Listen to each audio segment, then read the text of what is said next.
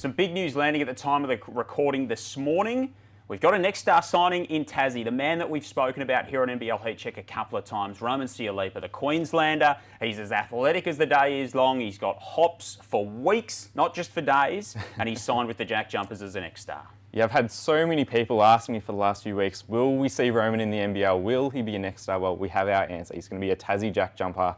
And I think that anticipation around his signing really speaks to his ability. He's a guy that's going to be a fan favourite. Tassie fans are going to be pleading for him to get minutes this season. And as you said, he's a high flyer, a spectacular player, plays with passion and energy. And I'm really excited to see what he can do next season. Yeah, they kind of tipped their hand in the last little while, the JackJumpers, that this was on the radar. So it's not the biggest surprise, but it is good news. What do you like about his game? What traits does he bring to the table you see that you like?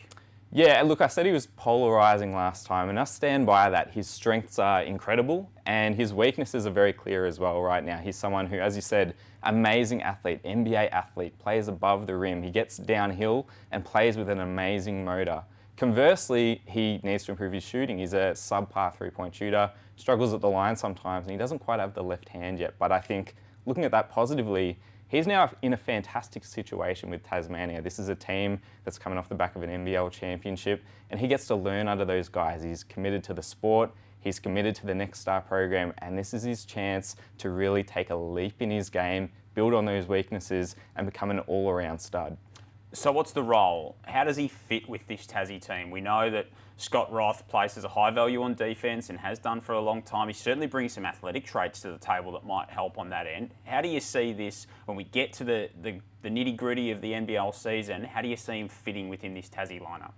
Yeah, it's hard to peg his foreseeable role right now because he's risen so quickly. If you asked me a few months ago, I would have said he probably isn't a next star or NBA prospect level guy, but every single week in NBL 1, he seems to be winning me over. He had 37 points as a 17-year-old the other weekend.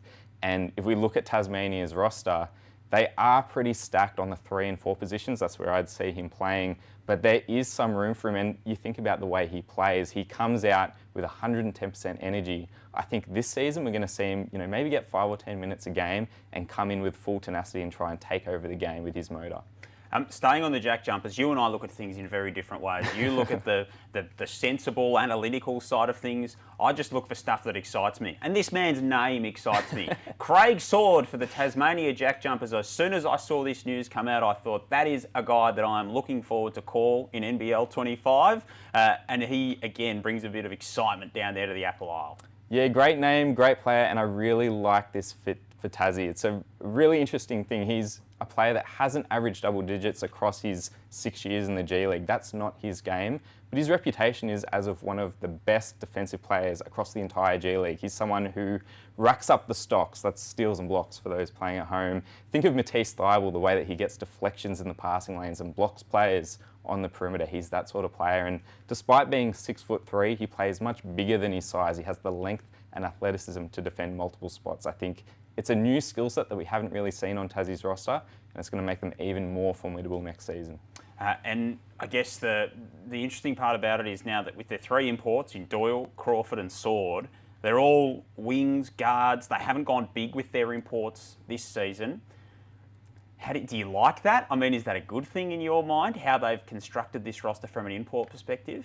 Yeah, well, since Tassie's inception, they've traditionally gone with 2 perimeter players and then 1 forward or big with their import spots. And this feels very perimeter slanted, right, having 3 perimeter players.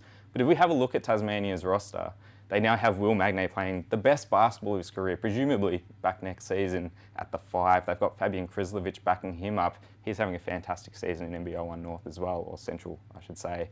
And they also have Gorjok Gak as a little bit of insurance there at the spot as well, bringing a bit more length and size. That's the 5 spot. You can then redistribute that Marcus Lee role into the perimeter. I think if you had to nitpick and find a way to improve this Tassie roster, I'd say it's on the wing.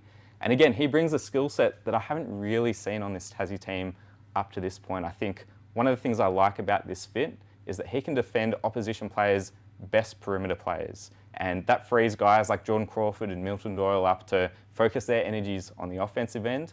And also, we know sometimes Jordan Crawford isn't getting it going offensively or is being targeted defensively. What they can then do is get Milton Doyle to be the lead guard and have Sword and another wing closing out the lineup. So Sword brings his own shield to the table for Tassie, which is really handy for Scott Roth. He's going to be a piece to watch.